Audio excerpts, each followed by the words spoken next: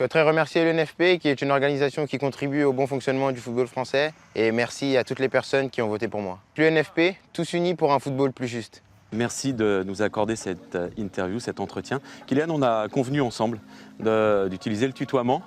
Déjà parce que j'ai pratiquement l'âge de ton papa, parce qu'on se croise de temps en temps et parce qu'on a convenu ça. Comment on se sent quand on est champion de France, Kylian? On est déjà très joyeux. Je pense que c'est la moindre des choses, je pense. Après, il y a ce sentiment de fierté et du devoir accompli parce que c'était l'objectif du club. Je pense qu'on l'a tellement crié sur tous les toits que personne ne pouvait le nier. Le mérite, c'est surtout d'avoir su garder cette première place. On n'est pas passé devant au dernier moment. Il y avait aussi deux très bonnes équipes qui ont fait qu'on n'avait pas le temps de s'endormir sur nos lauriers.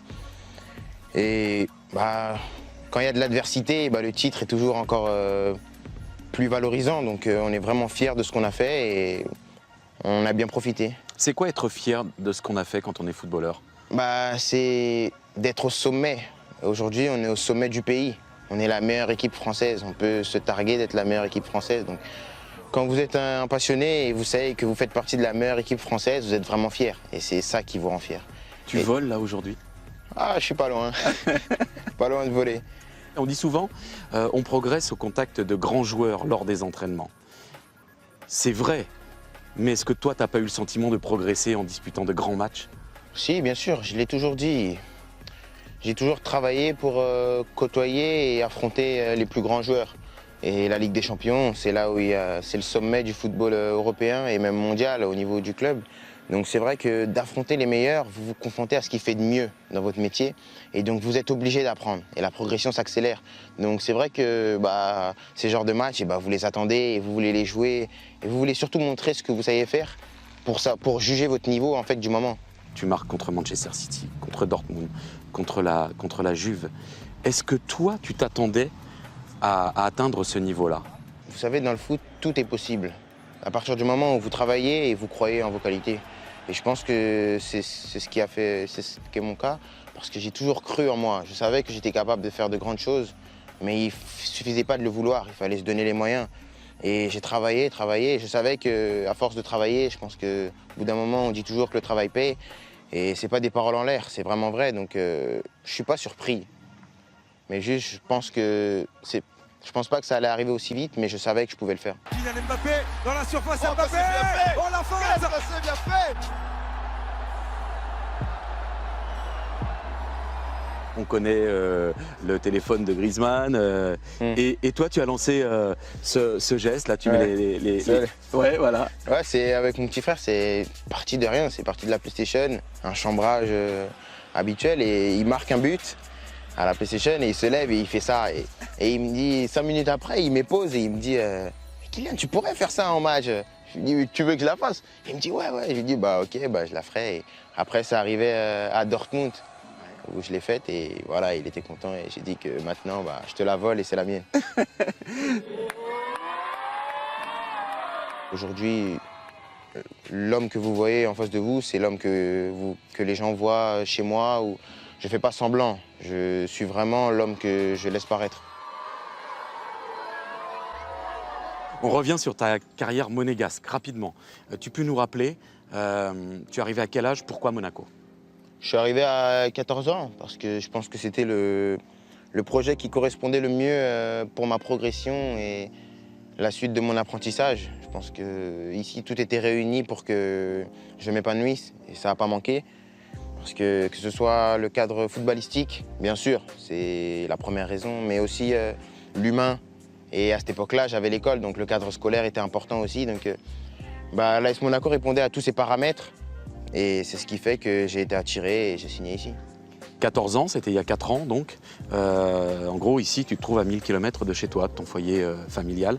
Tu te dis pour mon épanouissement. C'est pas tous les jours facile quand on est un jeune garçon de 14 ans de s'épanouir quand on est à 1000 km de ses parents. Il y a des moments de cafard des fois. Oui, bien sûr. C'est pas facile. C'est pour ça que j'ai fait le choix de rester le plus longtemps possible à Bondy. Je suis parti le plus tard possible, à 14 ans. Donc c'est vrai que après j'ai commencé à Claire, donc à Clairefontaine. Donc c'est vrai que j'ai commencé à m'habituer petit à petit. Mais après, vous savez, les moments de cafard, ça dure. Personnellement, moi, ça a duré un tout petit peu parce que je suis quand même venu ici, tout le monde dit que c'est un métier, mais moi je suis venu exercer ma passion. Donc quand vous faites les choses avec passion, eh ben, c'est tout de suite plus facile de se lever le matin ou de faire des sacrifices. Pour moi, c'est carrément pas des sacrifices, c'est vraiment avec plaisir que je viens m'entraîner tous les matins. Je viens jouer et faire ce que j'aime, ce que j'ai toujours voulu faire. Alors, c'est Monaco, mais on l'entend, t'as pas l'accent monégasque, t'es un titi parisien.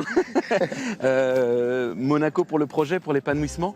Est-ce que t'es pas un peu frustré, voire gêné, qu'il n'y ait pas eu le projet parisien autour de toi?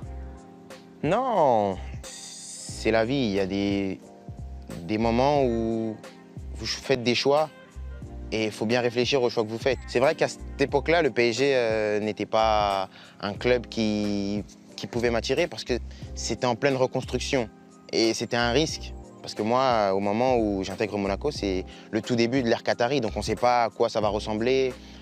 Et mes parents ne voulaient pas me jeter dans l'inconnu comme ça, on ne sait pas ce que ça serait devenu. C'est vrai que maintenant, par exemple, pour mon petit frère, si par exemple, Paris Saint-Germain, c'est une option beaucoup plus crédible parce que le projet est plus stable et les jeunes ont plus leur place. Donc par exemple, pour Ethan, ce serait pas mal. Ce serait pas mal.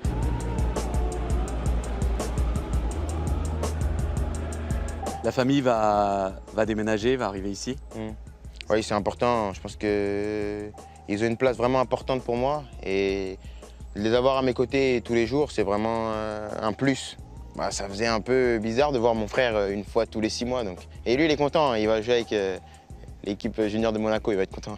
L'année prochaine, c'est une année Coupe du Monde 2018. Il est de bon ton de dire que c'est pas toujours super de changer de club une année de Coupe du Monde. Est-ce que tout ça pèse dans ta tête et tout ça a de l'importance?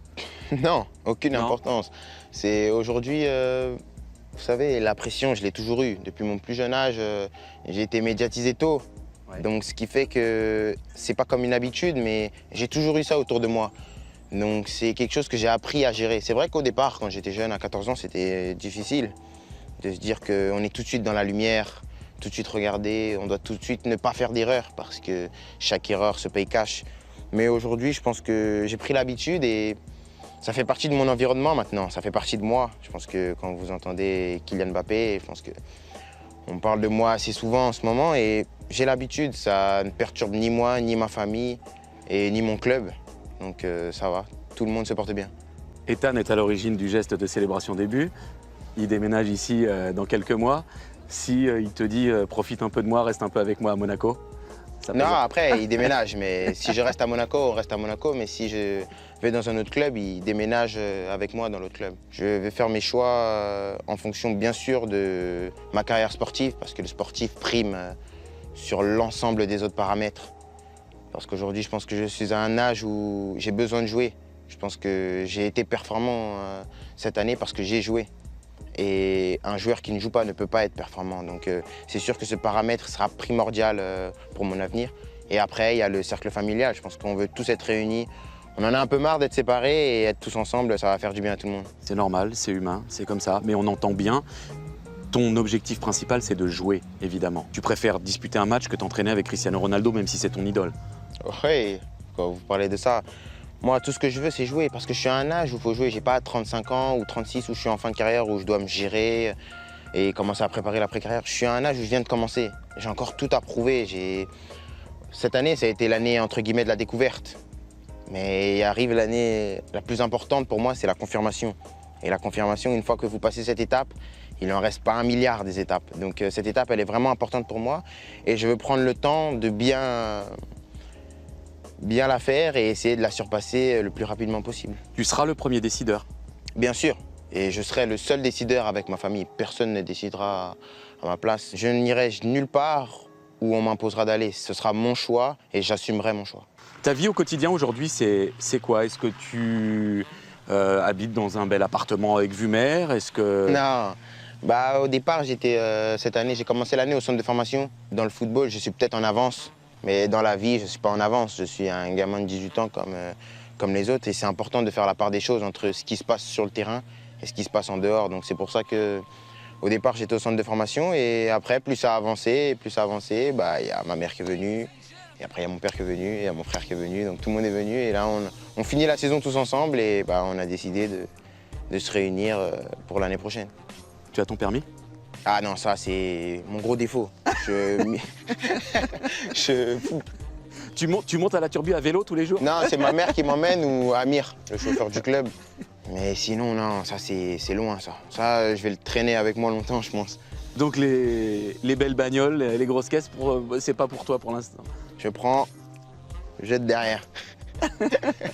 C'est drôle. Ouais, mais on peut très bien s'en tirer, on peut très bien être footballeur et pas avoir une belle caisse. Bah, j'ai toujours dit que footballeur ne rime pas avec Ferrari ou... Donc, pas de voiture, tant pis, on s'adapte. Hein.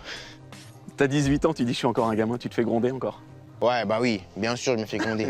Des fois, ma mère, elle me dit, ouais, va ramasser ça. Bah, c'est normal. Je pense que c'est normal. Je suis un enfant normal. Comme je l'ai dit, je suis peut-être un footballeur en avance, mais je ne suis pas un homme en avance.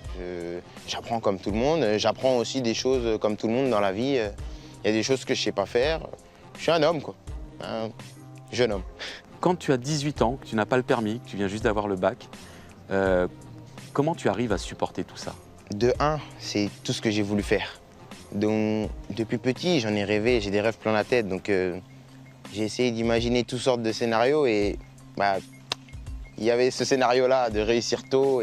Donc, c'est vrai que j'ai toujours rêvé ça. Et de deux, ça fait partie de mon éducation. Je pense qu'on m'a toujours éduqué dans le sens où bah, tu dois travailler pour obtenir ce que tu veux et ne rien demander en retour. Tu vas changer, ton statut va changer, tu sais. Est-ce que tu nous promets que tu changeras pas trop, toi? Non, c'est sûr que je ne changerai pas.